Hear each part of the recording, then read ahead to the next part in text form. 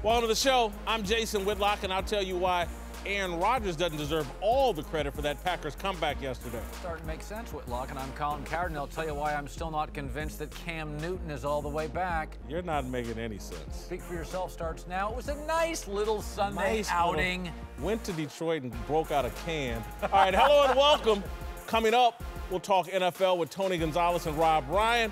To the NFL, Aaron Rodgers engineered yet another incredible comeback in Dallas, leading the Packers back from a 15-point deficit, including that touchdown drive in the last minute. Rodgers, though, isn't getting all the credit for the win, with some blaming Jason Garrett of the Cowboys for leaving time on the clock for the world's best quarterback. All right, Whitlock, do you blame the Cowboys for leaving Aaron Rodgers too much time? Yeah, I really do. And listen, when that game was over, I had the biggest smile, the most satisfied look in my life. This is why I watch the NFL, for these type moments and for Aaron Rodgers to make me feel like a kid again. And so I don't want to take anything away from Aaron Rodgers. But when Jason Garrett was throwing the ball at the end of that Dallas drive and not milking the clock, realizing, because my whole thought was, if there's 50 seconds, 45 seconds on the clock, Aaron Rodgers is going to tie this game or win it.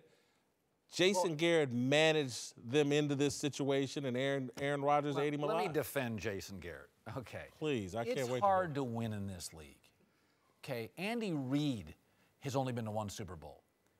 When you have a chance to score, I'm going to sit and worry about, okay, after we score, I just want to score. Like, you're making it sound like Dallas is like, okay, we know we're going to score. Let's just milk the clock. How about it was 2nd and 1 and they threw the ball. Oh, by the way, Atlanta, Detroit, 8 inches. That's the league. You're making it sound like Dallas knew they were going to score. On a 4th down yesterday, Dallas got a break from the officials, or the game would have been over then. On the Ezekiel Elliott reaching over. 2nd and 1. Zeke is running you down the field. Hand Zeke the ball, milk the clock. I'm not throwing a fade. I think it was a fade to Dez Bryant. I didn't love the call, but I find it funny. We're always like, hey, I mean, how can you give Aaron Rodgers that much time? Aaron's done this 48 times because teams are just trying to get into the end zone. You'll worry about that, to me, later. I just want to score. Am I nuts on this? No, I don't think so at all. I agree with you 100%. As an offensive player, in those situations that we've been in, that is you just got to get in. You got to get in. I mean, you saw the play too. It was a little fake to Ezekiel, and then Dak took it in, right? I don't think that you say to yourself, okay, well, the end zone's right there, fall down, because we don't want to leave much time left. He threw 2 passes that were incomplete on that final series. He stopped the clock. He could have just kept running Zeke. That's the issue. Nah, I don't know. I just think we all said it too. When we were watching the game, we're like, uh-oh, a timeout with a minute left on a brilliant 17-play drive. I mean, that was ate up 9 minutes. I just don't think that you can look that far into the future. That's exactly right. I mean, look, all the conversation at your philosophy is talked about the night before as a coaching staff. You get together. Hey, are we a play for the last shot team? Are we freewheeling? But usually that comes right before the half. You know, what's going to be our philosophy? Well, let's eat it.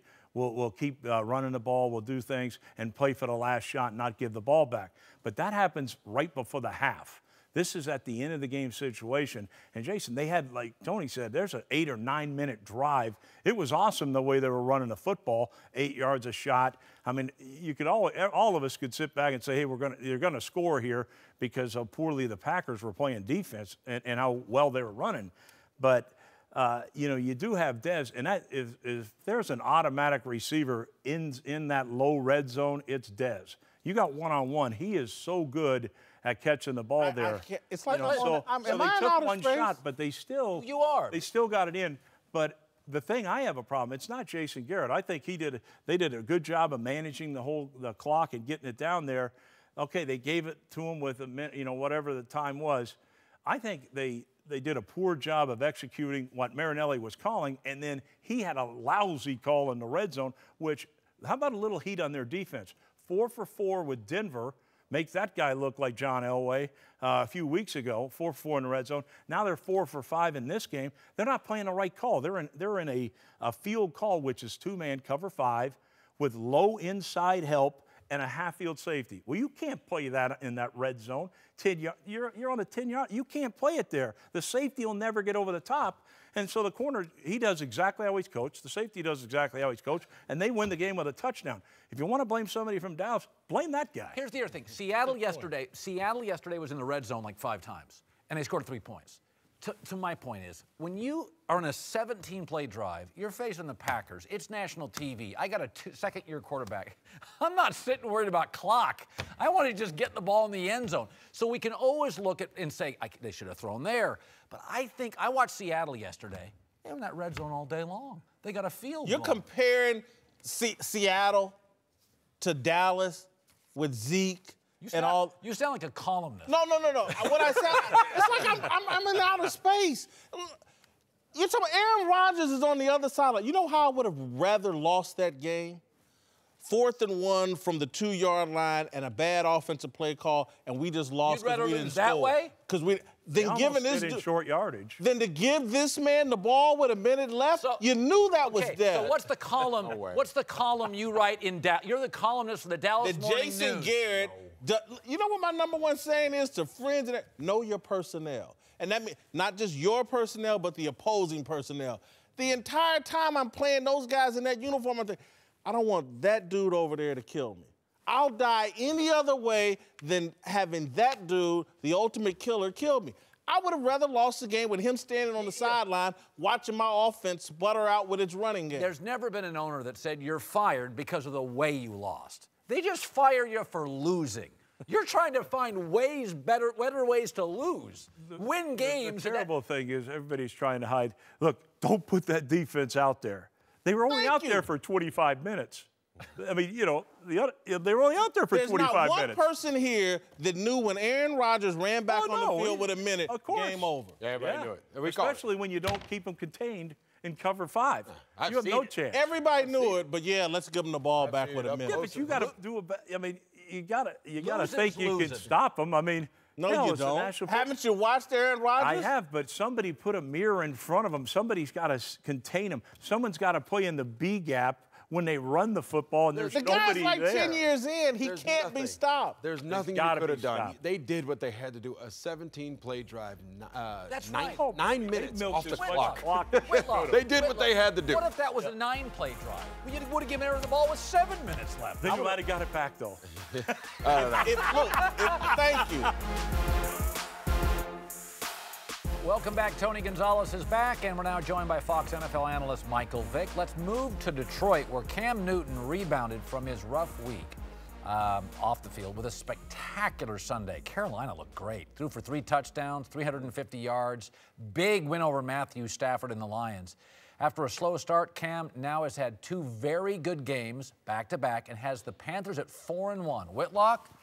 All right, you've been a little more of a Cam defender than me. Is he back in top form? Yeah, he is. And I honest to goodness, Colin, Cam Newton is a guy when backed into a corner, when football is his only salvation, watch out.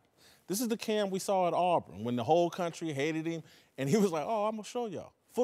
When football becomes the only solution, and now his sponsors have walked away. He's a bit of a laughingstock. The only way to fix Cam's problems is on the football field. He's going to fix them. I will say there's 2 games in the NFL this year that I went, wow. When Kansas City beat New England, I was like, wow.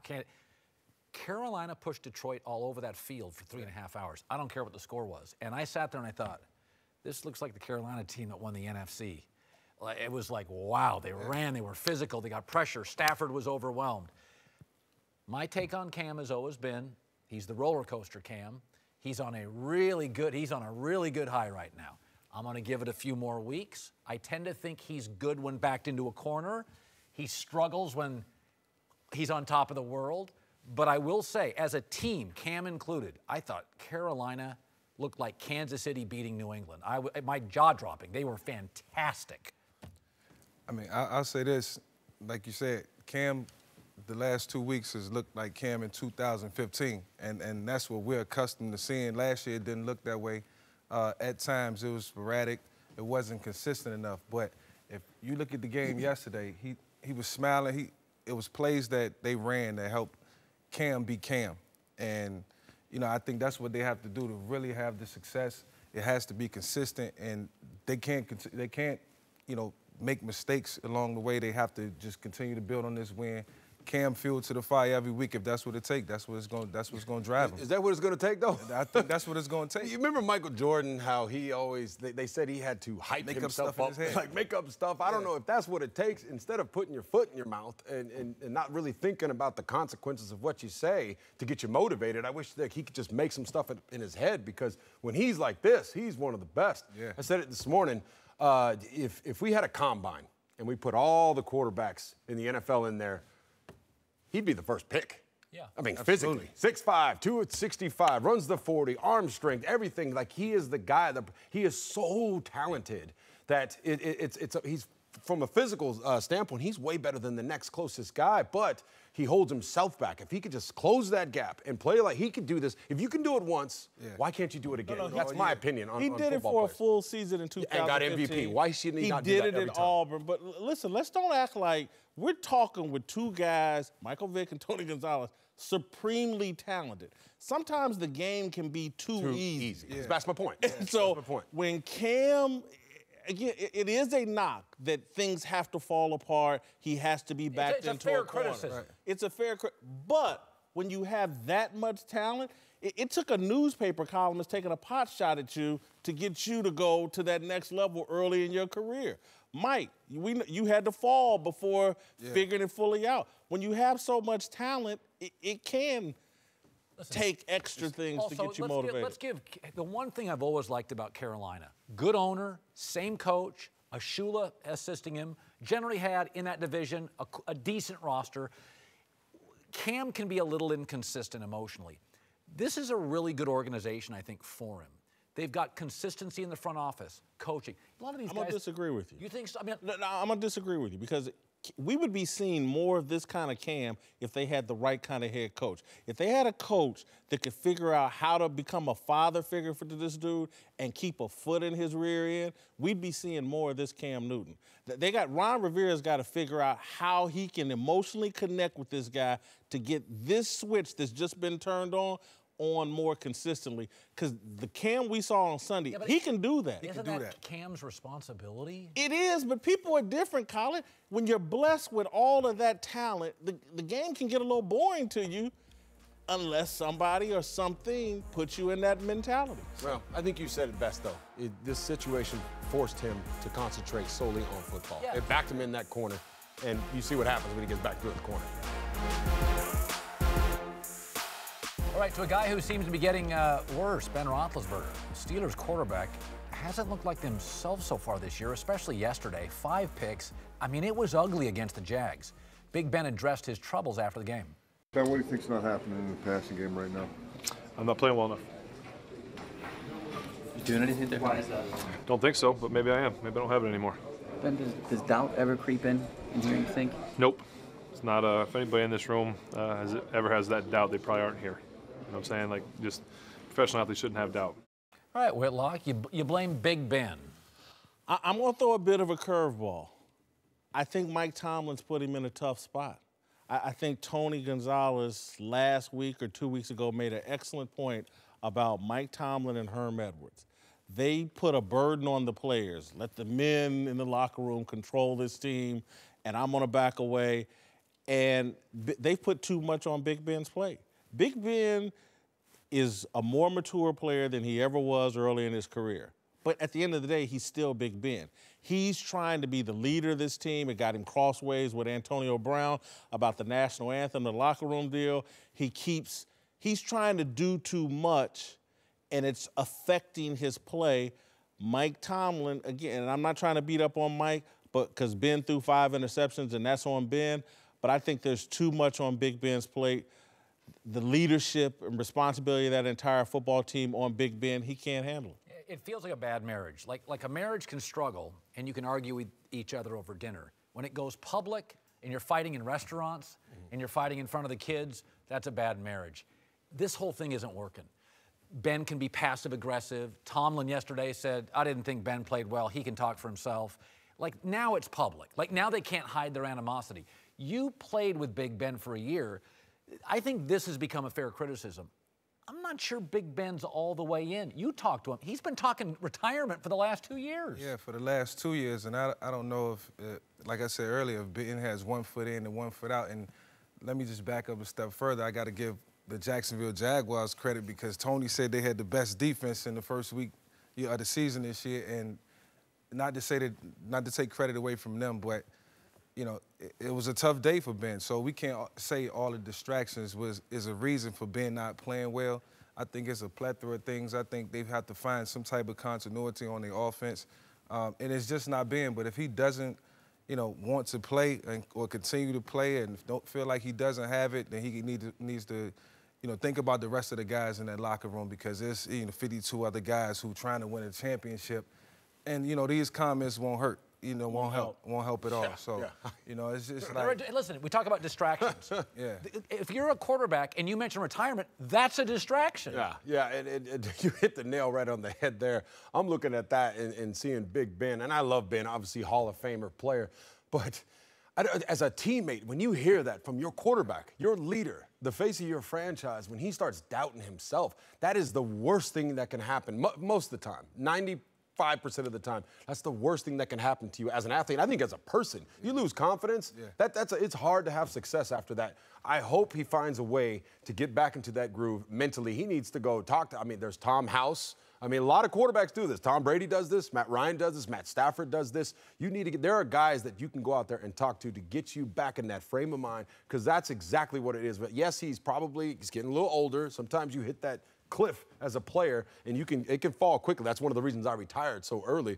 Oh, I could have played an extra year, but I was like, I don't want to hit that cliff. Maybe he's hit that, or it's just a confidence thing right now, which I think that's probably what it is. It's just confidence. Tony, you made the comment a week ago or two about Tomlin and Herm Edwards and putting a burden on the players to be men and carry that locker room. Could that be an issue for Ben Roethlisberger? It could be, and I talked to Matt Ryan. He had his unbelievable year last year. I said, what was the biggest difference? Like, what did you do? And he talked about the confidence, which was a big deal. But a lot of it, too, is taking stuff off your plate. Like, he took some certain things, not the same as this, but still issues that he was having that said, okay, well, I'm going to stop doing this, I'm going to stop doing that, so I don't have to think about that anymore, and I can concentrate on football. And you're right. You have all that burden on you. All those different things, they start weighing on you. And especially once one thing bad happens and those voices start talking to you, telling you, oh, you might have lost a step, it's a slippery slope. And I think that's what we're seeing now. If I'm him, I'm telling you, I'd call somebody up. There's plenty of people to call and get back on track mentally. Also, it's hard to quarterback in this league. I mean, Brady's a complete outlier. So Ben's beat up. He and the coach don't see eye to eye. He's a veteran. He's like a 35-year-old guy. That locker room's got 23-year-olds. A lot of the stars are kids. Yeah. Is there a generational thing happening in that locker room? Mike Lombardi used to talk about it all the time, is that the millennials, the younger guys, and how Brady and they had a class in New England and trying to teach you how to connect with the millennials and all that. Favre got frustrated with that at the end. I got frustrated with that, too. That young locker room, Antonio Brown, that's hard to there. I was there. It's certainly different because you have to cater to so many young guys and different personalities, and you're an older guy, you see generations of people just come and go. But I will say this about Ben. He has to find a way to finish this season strong. This won't be good for his legacy, and I don't want to remember Ben Roethlisberger in this type of situation and going out like this, man. He has to finish strong. Got to finish it up. All right, welcome back. Rob Ryan's here, joined by the founder of the big lead, Jason McIntyre. Let's move to Miami, where what a mess. Dolphins assistant coach Chris Forster resigned today after a video surfaced on social media showing him snorting a white powder, and I don't think it was baking soda. Coca-Cola? Forster addressed the video in a statement saying, quote, I'm resigning from my position with the Miami Dolphins, accept responsibility for my actions. I want to apologize to the organization, my sole focus, getting the help that I need with the support of my family and medical professionals. Dolphins coach Adam Gase also addressed the situation this morning uncomfortably. It's not a good situation. It wasn't something that, you expect. But things happen sometimes that you don't anticipate, and you have to deal with it. How do you keep this from becoming more of a distraction than it already is? That's the NFL, man. It's a league of distractions. Move on. Mess. Whitlock, what's your reaction? and it'll be interesting to hear Rob and your reaction, McIntyre as well, but this falls on Adam Gase. This guy's getting paid $2.5 million to be the offensive line coach. That means someone stood on a table and said, this is my guy, he's got to get paid, blah, blah, blah. And that's Adam Gase. Someone on your staff is pretending to snort cocaine before going to a meeting. Either he is or he's pretending, one or the other. That's on Adam Gase as well. It's a bad look for the league. It's a bad look not just for this guy individually, and it speaks to how poisonous the environment is, because the woman that did this was Kaepernick associated. She was upset that Kaepernick's being demonized, so let me expose NFL coaches and how bad they are. It's a poisonous, toxic environment.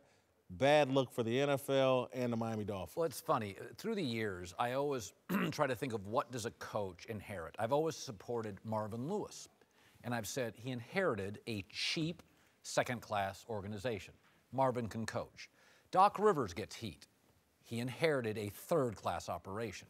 Mike Tomlin inherited the royal family of the NFL. I'm tougher on Tomlin.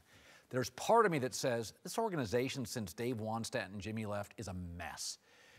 But there's also part of me that says 9 different teams recruited by everybody. That's why he got $2.5 million. This offensive Chris Forrester. He's coached 9 different teams. This is an NFL. Yeah, and that's what I'm saying, is that part of me says, okay, Miami's hard to coach.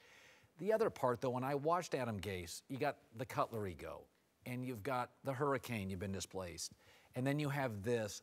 I'm starting to think Adam Gase, the narrative now is hire young coaches. It feels like it's engulfing him. Like this job is too big. And by the way, this is Miami. This is a port city. This is a hard organization to coach. Jimmy Johnson struggled with things here. I think he's over his head. I do. Yeah, that's a distraction. Obviously, no coach is going to think of. You're going to hire, this is his first head coaching job. He's going to hire people he knows, that he trusts, and things like that. And to see this guy have this kind of problem, obviously, and making $2.5 million or $3 million, damn, he had a better agent than I did. But it's as a position coach. Yeah, it's disgusting. It really is. You're in the best profession in the world. You've worked to the top. You've worked your tail off to get there, and then he obviously has a huge problem. This is a married guy. I mean, it's devastating for this guy. Yeah. Here's what I keep coming back to, guys, with this. Culture matters. And it's top down, and it's been a disaster in Miami for almost 2 decades. He's right. How many playoff wins since Dan Marino left this organization? 0. On this show last year, I said the Dolphins should be lumped in with the Browns and the Jets as one of the worst-run organizations in the league, whether it's a bullying scandal, whether Nick Saban, they had Nick Saban in the building, and he saw this, and he's like, I got to get out of here, okay? Well, you got the bullying scandal we mentioned, the gas mask incident on the draft night with Laramie Tunsil. They still drafted him. Yeah. I mean, the GM one day, Jeff Ireland. You guys remember the Des Bryant incident? This is just such a toxic organization, and culture matters so much in the NFL. And that's what I'm saying with you is I have been tough on Tomlin, but the Steelers have their act together. I've been forgiving for Marvin Lewis. The Bengals don't. This job was tough on Wannstedt and Jimmy Johnson and Saban. This kid's he's not ready for this job. Rob, I don't want to put you in a bad spot, and so you don't even have to respond to this. But I think this is just an NFL celebrity, even the position coach. Now everybody's making so much money because I go to New Orleans, and there's been issues with Sean Payton, and there's been coaches. Again, I was reading Albert Breer's story about the Detroit Lions coach that showed up naked and drunk in a drive-through window. Again, the stress, money, buttoned up, and the lack of being buttoned up. A lot of these organizations, they're overworked. They're disconnected from their families. This guy, I think, was married but has lived apart from his wife since 2004, according to this Albert Breer story. Did you sense the stress? I mean, is that the question? I mean, I think the work and the grind is the beauty of this job. I love it. I mean, no one's going to outwork me. I promise you that. And I enjoyed it. Now. I don't look like everybody else. Maybe I stress eat. I don't know, but I know. I'm telling you this: it's a love and a passion that there is, out there. There is no other job that gives you that. As an NFL coach, you're going against the best. It's a great challenge. It's an honor to go up against other people. So, I don't get the other things that go on. Maybe that's just life in every let's not give these guys Maybe a pass, it's not just okay? football. Yeah. Maybe it's, hell, the guy working at McDonald's might have a drug problem like this guy. Who knows? Yeah, let me just throw this out there. There's a reason you've never heard of a show called CSI Buffalo or The Real Housewives of Green Bay. Let's look at the NFL right now. New Orleans is a mess. Miami's a mess. New York teams are a mess. Cleveland, Detroit. As the league has more money, some of these cities are harder to coach in. Again, I don't think so. I don't. Okay. You can find trouble. 8 sidelines. Right. I never noticed. And look, it wasn't the decal or where you were and stuff. So I honestly never felt that. Even you're in a huge stadium in Jerry's World, or if you're in Cleveland, it never changed. You were just excited for the opportunity. If you're looking for trouble, you can find it in any city. Yeah, I've been to a lot of them. All right, welcome back to the show. Rob Wright and Jason McIntyre back. Let's move to Ann Arbor, Michigan, where Jim Harbaugh is taking some heat after Wolverines lost to Michigan State 14-10 at home. Harbaugh is now just 1-4 against Michigan's two biggest rivals, Michigan State and Ohio State, and Wolverine fans are starting to vent their frustrations with the coach. As you see there, since 1959, Harbaugh has the second worst record of any Michigan coach in their first 5 games against their biggest rivals. Cowherd, should Michigan fans be frustrated with Jim Harbaugh? No. First of all, he's a great coach. He's won everywhere. Secondly, he just happened to enter the Big Ten in its golden era of coaches. Urban Meyer, James Franklin, Pat Fitzgerald, Lovie Smith. These are Kirk Ferentz. They win at Iowa. This is the SEC. Who's their second best coach? They don't have one. You got about 9 guys in the Big Ten now that can coach. It's hard to win every week. Is Jim Harbaugh making $10 million a year? 7. Is he making $7 million a Yeah. year? Has he been paraded all over the planet as the greatest coach in the history of college football? That's a little much. Have I not said and listened on your radio show and here, Jim Harbaugh is God's gift to coaching? I haven't used those exact They're words. not paying him for a list of excuses. They're paying the man $7, $8, $9 million a year. And he's going 10-2 a year. It's pretty good. Jason, they had 5 returning starters this year, dead last in college football. I just want to point out these frustrated Michigan fans. It's like 15 jabronis on Twitter who are angry. They have Twitter eggs as their avatar, and they're angry that Jim Harbaugh. Can we just settle down with social media, acting like it's speaking for college football? I just want to say this. As the only person here who's worked in Ann Arbor and knows a bunch of Michigan fans that are not jabronis, they paid this man to beat Michigan State and Ohio State. It's not easy to do. Yeah. It's year 3, Whitlock. Dabo Swinney was 6-7 in Clemson in year 3. Excellent point. 5 years later, he's playing for the national championship. Excellent point. Patience is a virtue. Rob, Oh, come on, back You're me not up. very patient with coaches today. I'm not trying to fire Jim Harbaugh. I'm just trying to take him off of Mount Everest like the rest of you. Well, I mean, remember how he got Stanford turned around Yes. and attacked USC, the big bully that didn't make him flinch, or his team. Look, now he goes to Michigan. In preseason, they're ranked way up there, and they only have 5 guys coming back. Why were they up there so high? Good question. Because they have a great coach. Yeah. Yeah, because they do have a they great have an coach. overhyped coach for his accomplishments.